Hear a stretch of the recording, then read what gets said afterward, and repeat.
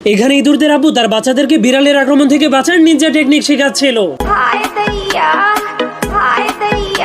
এমনকি তাদেরকে ইঁদুরের ফাঁদের ভেতর থেকে কিভাবে খাবার চুরি করতে হয় সেটাও শেখাচ্ছিল। খাও মা কসম। আর এখানে বিড়ালদের আম্মু তার বাচ্চাদেরকে কিভাবে ইঁদুর শিকার করতে হয় তার ট্রেনিং দিচ্ছিল। হিসাব বোঝো না, দুধু খাও, তোর মরণের চুলকানি উঠছে।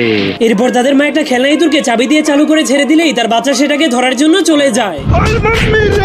কিন্তু সেটাকে ধরতে গিয়ে তার বাচ্চার অবস্থা অনেক খারাপ হয়ে যায়। ঠিক তখনই একটা চালাক ইঁদুরের বাচ্চা ট্রেনিং এর হাত থেকে বাঁচার জন্য চুপচাপ ঘর থেকে পালিয়ে যায়। এমনকি একটা বিড়ালের বাচ্চাও সুযোগ পেয়ে ঘর থেকে পালিয়ে যায়, যার কারণে তখনই তাদের দুজনের সামনাসামনি দেখা হয়ে যায়।